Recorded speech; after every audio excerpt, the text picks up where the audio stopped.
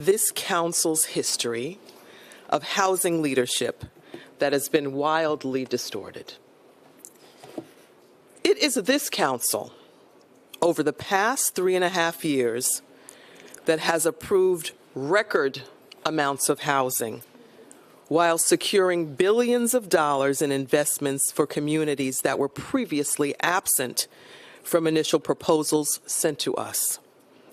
The work of this council, representing neighborhoods in the land use process, has made housing more affordable for New Yorkers. It is this council that not only approved the biggest zoning reforms to expand housing development last year, but also secured $5 billion for affordable housing, home ownership, tenant protections, and neighborhood investments.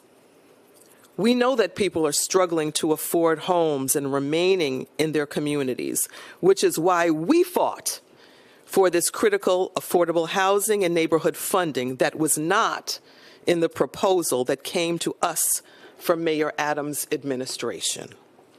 It is this council that initiated several neighborhood rezonings in partnership with city planning, some of which have already passed, and one that we held a constructive hearing on just yesterday for downtown Jamaica, Queens. In the recently approved Midtown South mixed-use plan that can unlock nearly 10,000 new housing units, it was this council that used its power to negotiate on behalf of the people to save the 34th Street busway that Mayor Adams' City Hall wanted to kill. That success, cheered by so many, simply does not happen without the public's power granted in the council's role within the land use process. This council is doing the work, not just talking about it. As Speaker, I have led this council to demonstrate housing leadership, and the accomplishments touted by this mayor are because of our steadfast work to champion more housing in New York City. Our opposition to Mayor Adams' misleading ballot proposals is not a disagreement about creating housing. It is not about the power to block housing. This is not about member deference either, because this council's members do not always defer their votes on land use projects to the local member. How can any of that be when this council has approved building more housing than ever before? To be crystal clear, our opposition about preserving the public's power to make development better and housing more affordable for everyday New Yorkers, developers do not automatically produce housing that is affordable to New Yorkers without being pushed to do so. And the city often fails to invest in our communities unless pushed to do so by the council. This is a fact. These ballot proposals remove that power to hold developers and development accountable to the needs of neighborhoods and its residents. The objections we raised with the Board of Elections about the proposals were about misleading language used to describe them on the ballot, and that hides how they take away this public power. Instead of being clear about transferring votes on land use from elected representatives to appointees of the mayor, the language simply makes broad claims about housing. We call that out as being dishonest with voters because it is. And that is fundamentally undemocratic. We urge the board to reject the proposal's language, not prevent voters from being able to weigh in on changes to our city's constitution. We urge scrutiny of this submitted language because there should not be an unchecked ability in our city to put misleading language on the ballot without scrutiny. At this time, there is the ability to do this without any accountability. That is a threat to democracy, and that was our issue.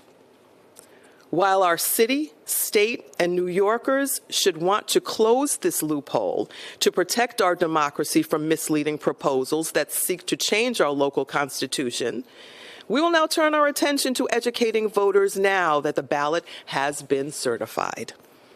Voters will decide, and they should know exactly what they are voting on.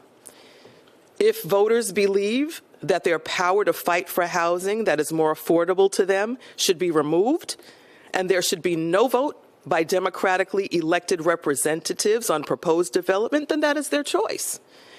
But the choice should be articulated clearly and honestly for them to make about whether they want to give up this democratic power to already powerful developments and the mayor. Mayor Adams has consistently demolished democratic norms at a time in our country when authoritarianism is rising at the federal level, with traces right here locally because of him. Nothing about this reality that New Yorkers have been forced to endure should leave us comfortable with handing over more power to the mayor with less democratic checks to protect public interest. My commitment as Speaker to creating more housing and shifting the norm to the council approving housing is clear. As a council member in a previous session, I chaired the first council land use subcommittee to approve housing at the Elizabeth Street Gardens 6 years ago. It is this mayor who disregarded this years-old approval of housing and blocked the development of affordable homes for seniors. There are countless approved housing developments stuck in the mayoral agency's pipelines because City Hall has undermined the capacity and staffing levels of city agencies.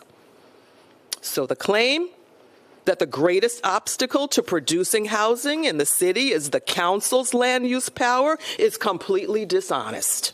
Yes. In fact, my mantra on housing since day one, they will tell you, has been that we cannot be the council that says no to housing when there are so many people who need a place to live. No one has a monopoly on caring about housing and affordability.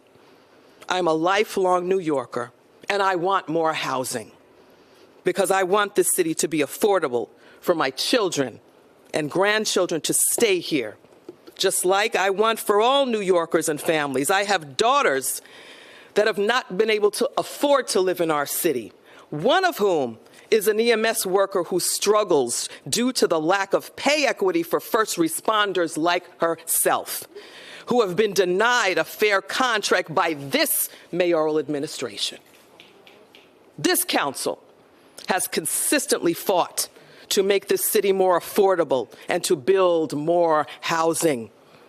Our work today to override the mayor's vetoes that deny fair pay and approve affordable housing today clearly demonstrates our ongoing commitment. Now we're going to move on to our stated agenda. First, we'll vote on the following land use items. Speaker.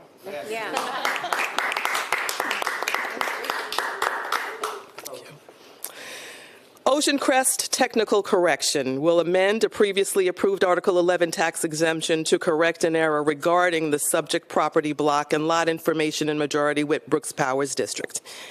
5602 through 5604 Broadway rezoning will facilitate the redevelopment of a pre-existing property in Councilmember Dinowitz's district into a 13-story, 226-unit, 100% affordable residential building under HPD's ELA program. The council will disapprove Cozy Corner Bar's application for a revocable consent to operate a sidewalk cafe in Councilmember Holden's district. Next, we'll vote on the following finance items. A preconsidered resolution sponsored by Councilmember Justin Brannan would establish a new 40-year Article 11 tax exemption for 28 lots in the districts of Council Members Stevens and Sanchez. A preconsidered resolution sponsored by Councilmember Brannan would establish a new 40-year Article 11 tax exemption for one lot in Councilmember Sanchez Sanchez's district. And a preconsidered resolution also sponsored by Councilmember Brannan would establish a new 40-year Article 11 tax exemption for 5 lots in Councilmember Sanchez's district. Today we'll vote on the following legislation. Resolution 362A, sponsored by Councilmember Eric Bottcher, calls on the New York State Legislature to pass and the governor to sign A701 S988, the Social Workforce Act. Introduction 1258A, sponsored by Councilmember Crystal Hudson, would require the Department of Health and Mental Hygiene to establish a procedure to request correction of the sex designation on a death record and post an application form and instructions for making such a request on its website. Councilmember Hudson couldn't join us today, but we do thank her for her work on this bill. Introduction 867A, sponsored by Majority Leader Amanda Farias, would ban the sale and distribution of menstrual or intimate care products that contain intentionally added harmful ingredients listed on the packaging label, including chemicals and fragrance. I invite Majority Leader Farias to the podium to discuss her legislation. Thank you. Thank you so much, Speaker. The driving force behind Intro 867A is simple. Menstrual and intimate care products are used repeatedly, intimately, and often without any real choice. Since the 1970s, researchers have flagged restricted substances in these products, yet manufacturers and regulators have failed to take any comprehensive action. This bill is our answer to decades of inaction. For too long, the burden has been on individuals, especially women and low-income menstruating people, to pay more for clean products and accept the risks. That was never fair. Intro 867A changes that dynamic by putting the responsibility where it belongs, on manufacturers to produce safe products and on the government to enforce strong safety standards. This legislation is also about equity. In a city where more than half of the population menstruates, protecting this basic aspect of public health is both a justice issue and a moral obligation. Safety should never be a luxury. Intro 867A makes that clear. More and more people want to know exactly what they're putting in and on their bodies. And they don't just want assurances, they want proof. We've already seen this push with food labels, cosmetic safety laws, and restrictions on harmful substances in baby products. Now, menstrual and intimate care items are finally getting the same attention. Think about it. These products are used on some of the most absorbent tissue in our bodies, often for long hours at a time, for up to a week or more, every single month for decades. Yet for years, they've been made with restricted substances we know can cause harm, like endocrine disruptors that interfere with hormones, heavy metals like lead and mercury, and carcinogens such as formaldehyde. Without outlawing harmful chemicals in such products or establishing testing rules, companies have been able to cut costs in ways that compromise our safety. And let's be honest, the cheaper they can make it, the more they're going to push it, especially in lower-income communities where many people do not have any other options. That's why Intro 867A matters. It's a big part of the trends that says enough and ensures safety isn't treated like a luxury. 867A builds on the foundation laid by the state's PFAS ban, but goes further. We're prohibiting all intentionally added restricted substances which the state bill bans. However, we have expanded the list to include the federal catch-all ingredient term fragrance. We also extend protections to intimate care products such as douches, wipes, sprays, powders, washes, suppositories, and lubricants. These are products used in sensitive areas of the body, and they deserve the same high safety standards. Our enforcement plan is clear and practical. The ban on intentionally added restricted substances takes effect 1 year after enactment when found on the packaging. Once the State Department of Health sets safety thresholds for these substances, New York City will adopt them within 90 days, and 2 years later bans any product that exceeds those limits. From day one, any product listing a restricted substance on its label cannot be sold in New York City.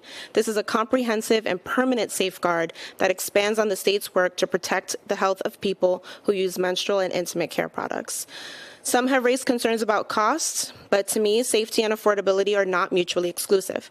We have already fought for and won access to free menstrual products in schools, public restrooms, shelters, and other city facilities.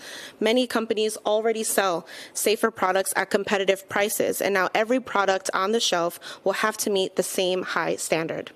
This is how we turn decades of neglect into decisive action. Intro 867A protects consumers, sets firm limits on restricted substances in New York City, and protects health without putting safe products out of reach. It's practical and it's enforceable. And it's now the standard that we know New Yorkers deserve. I'm proud to stand here today, not just as a legislator, but as someone who cares deeply about my health and the health of our future generations. We have the opportunity and moral responsibility to do better for women, for all those who menstruate, for our next generation, and for all people who are using intimate care products. And Intro 867 accomplishes exactly that. Thank you so much.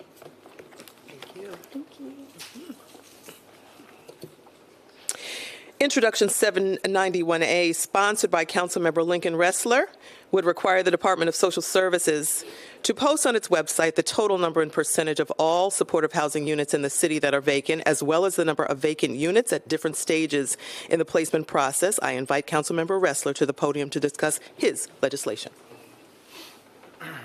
Thank you so much, Madam Speaker. I'd like to just firstly thank you for hosting a really beautiful reception last night for Liz Holtzman. That was really special, and I was grateful for that. And I'd also like to thank you for your leadership on housing.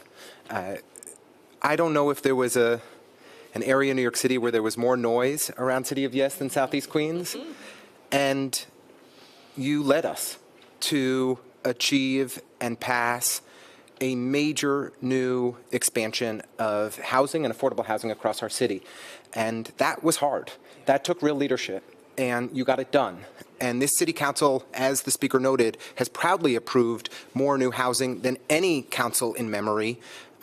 And you know, I have to say, it's hard to imagine how neighborhood plans move forward with this new process.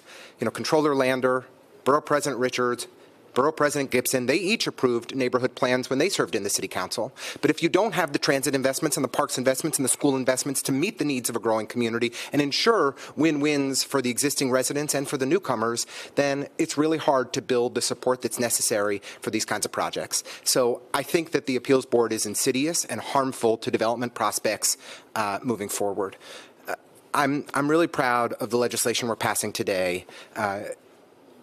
There are 5,000 vacant supportive housing units in New York City today. It's disgraceful. We could bring almost every single mentally ill, street homeless New Yorker off the streets and out of the subways into permanent housing if this administration was just doing its job. So what we are doing today is passing legislation modeled after a successful system from San Francisco, where we are tracking the vacancies that exist in supportive housing across the city of New York. We will know exactly which program, which city agency, which state agency is responsible for the vacancy, how long the unit has been vacant. There will be monthly reports that are made public, not just to the city council, but to all of us, because we know transparency is the best disinfectant. And if you can't measure the problem, you can't fix it. So with this legislation, starting January 1, we will have the data we need to ensure that those 5,000 units of vacant supportive housing are actually delivering the evidence-based solution to chronic street homelessness that it was intended to. And you know, when you look at the 5,000 vacant units of supportive housing and the 6,000 vacant units of public housing, we're talking about the opportunity to house nearly 20,000 New Yorkers in affordable housing that we control. But this administration is too darn incompetent to get its act together to provide the most basic, necessary, affordable housing that they control to address the homelessness crisis and to meet the needs of moderate income and low income New Yorkers who are struggling to get by. This legislation is going to make a big difference. I'm grateful to the Speaker for her leadership and support, and Deputy Speaker Ayala for hers as well, and want to thank all my colleagues for their support. Thank you.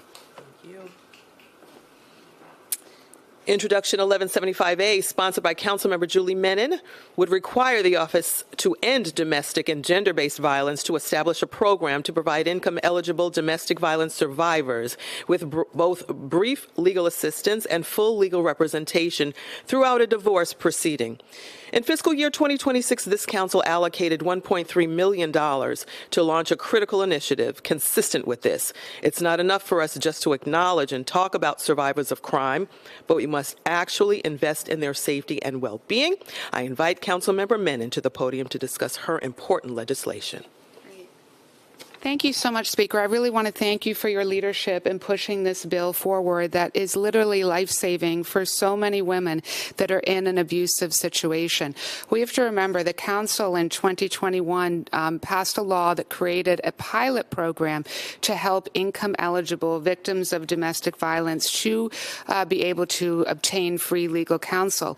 But the administration never implemented that pilot program. So here we are today, and it is up to this women majority-led council led by the Speaker who has pushed this bill forward. This bill, it is not an overstatement or embellishment to say, is actually life-saving, because for a woman that is trapped in a situation of domestic violence where they absolutely need to get a divorce, but they do not have the economic means or the ability to obtain counsel, that is what we're doing here today. The Women's Caucus was a huge supporter of this, so I really want to thank every member of the Women's Caucus as well. And the fact that now there is funding in the budget to be able to help over 800 women who are trapped in a cycle of violence is life-changing. So I couldn't be more thrilled that this bill is coming up to a vote, and I really want to thank the Speaker and the Women's Caucus for their incredible support. Thank you. Introduction 751B, sponsored by Councilmember Jennifer Gutierrez, would require an agency or office designated by the mayor to develop and maintain a residential fire emergency response guide for individuals affected or displaced by a residential fire. We will also vote on several bills that were recommended by the Independent Rikers Commission in their blueprint to close Rikers. These legislative solutions will help improve access to mental health care, reduce recidivism, and ensure coordinated leadership to reduce case delays and the inflated jail population. They also follow key investments the Council secured in the fiscal year 2026 budget to advance the closure of Rikers. Introduction 1238A, sponsored by Councilmember Gutierrez, would require the Department of Correction to ensure all persons in custody with a pending criminal proceeding have the technology necessary to securely receive and review case evidence via a department-issued tablet or through access provided in the law library. I invite Councilmember Gutierrez to the podium to discuss her two pieces of legislation today. Thank you, Speaker, for your vision and for your encouraging words and reality check, as always, about our commitment to housing. I'm really proud to be able to pass two pieces of legislation today because they really speak to what fairness looks like and what community looks like. First, Intro 1238. Too often, people in custody face immense barriers to accessing the very evidence that will determine their future. Imagine a world where you have no idea what's going to be presented to make a case for you, for your freedom, or not. Without it, they cannot meaningfully participate in their own defense. This bill is about due process.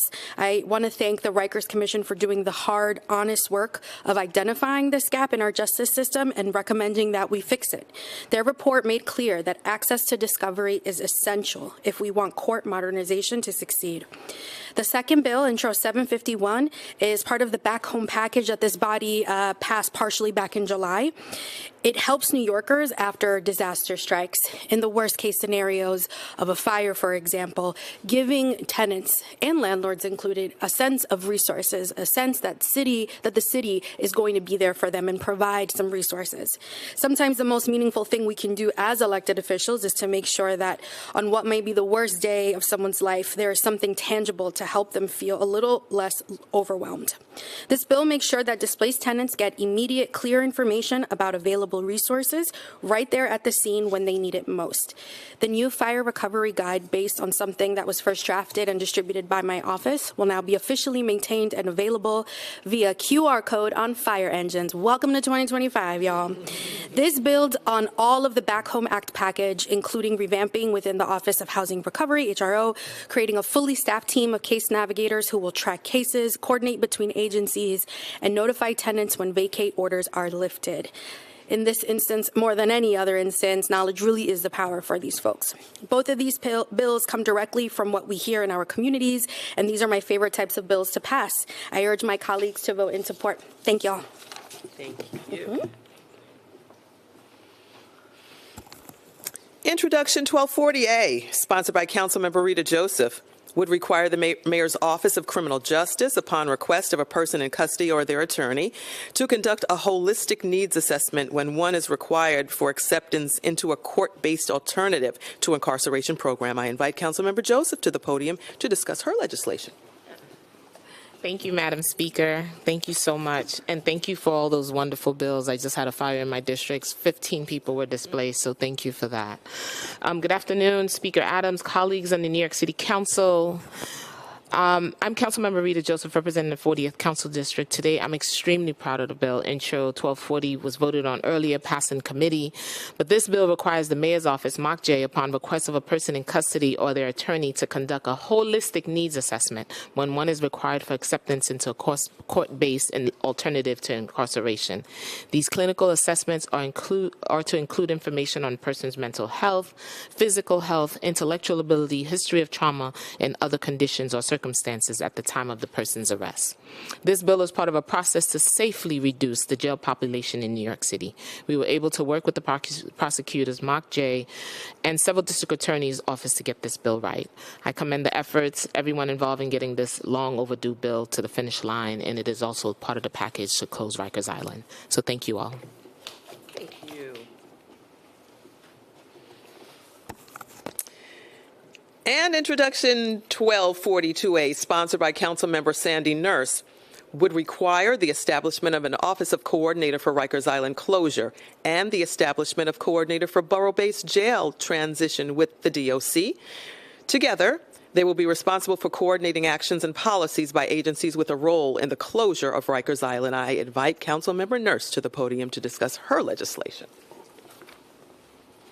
Thank you, and thank you, Speaker Adams. I'm really grateful that this first wave of bills from the Littman Commission is moving forward. Having chaired the Criminal Justice Committee for over a year, some days I just feel like banging my head on a wall. It is extremely, extremely challenging to see what progress, if any, is being made to close Rikers. We don't actually know who's coordinating the agencies. We don't know what any of the plans are, and there is such a crisis of violence right now in the jails. There's so much work that could be done right now that are part of getting us to transition into the borough-based jails and to close Rikers. I think one of the key things about this legislation is it's going to force the agencies to come together in an interagency working group and finally be at the table at minimum every 2 months. And every quarter they're going to have to report out what exactly are they doing in there. And most importantly, we're going to have an actual representative from the council at that table, and we won't have to depend, we won't have to depend on waiting in these oversight hearings for them to just come before us and withhold information or just outright lie to us.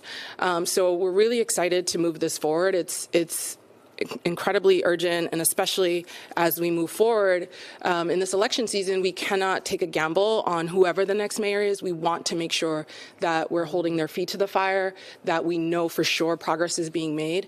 There's so much that needs to be done to get people with severe mental illnesses out of the jails. Right now, we could be working on that. We could be getting people released early, safely. We could be using electronic monitoring. We could be making sure that people who are addicted to drugs have the right programming that they need, and that's just not happening.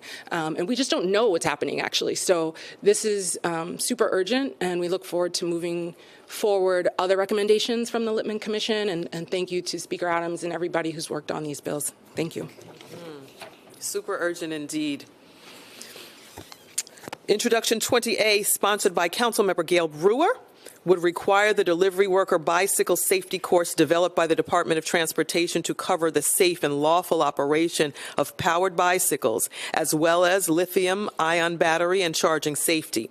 A third-party food delivery service could have their license suspended or revoked for failing to provide bicycle safety equipment, identification, or retro-reflective apparel to their delivery workers. This bill builds on the Council's efforts to advance a sustainable delivery sector and address concerns related to delivery app services and workers. I invite Councilmember Brewer to the podium to discuss her important legislation. Thank you very much, Madam Speaker. So yes, Intro 20 is a straightforward traffic and pedestrian safety bill related to commercial bicycle deliveries, as you heard. I feel strongly that these third-party delivery services, such as DoorDash, Uber Eats, and others, should be accountable for street and pedestrian safety. They're not right now. Passing 20A is a big victory. It's hard to regulate this industry. Their business model diminishes cities, in my opinion. App officials and lobbyists use dirty tricks to thwart our work to hold them accountable. I'm very proud to stand up to them, and I thank my co-sponsors for their support. Section 10-157 of the Administrative Code already imposes a number of safety regulations on businesses and workers that use bicycles for deliveries, such as mandating a commercial cyclist safety course for all workers. The trouble is, third-party delivery services claim they are exempt because their workers are independent contractors. I disagree. Intro 28 does 4 things. 1, make simple updates to Section 10-157 to clarify that all businesses and workers using bicycles for commercial purposes must follow existing safety regulations. 2, it adds safe and lawful operation of powered bicycles and lithium-ion batteries to the commercial bicycle safety course, which will be administered by the Department of Transportation. 3, it eliminates existing language in Section 10-157 that allows the police department to access bicycle delivery workers' personal information. Police will have nothing to do with this information. 4, it creates a mechanism for enforcement through stronger penalties for repeat violations of current, importantly, future regulations on the apps. I want to thank Sam Goldsmith from my office, Sarah Swain from the Legislative Division, and everyone who helped, the Department of Consumer and Worker Protection, DOT, Workers' Justice Project, New York Immigration Coalition, Transportation Alternatives, and others. They're all supportive. Thank you very much. Thank you. Okay, finally, we will be overriding Mayor Adams' vetoes of 3 bills that support and protect our city's workers, entrepreneurs, and immigrant communities. This legislation advances policies and protections for working-class New Yorkers who power our neighborhoods and economy, including the growing delivery sector. Despite his own administration negotiating on and supporting these bills, Mayor Adams has chosen to abandon working people and disregard the work of his own staff, to leave working-class New Yorkers vulnerable to continued exploitation and Trump's extreme agenda that betrays them.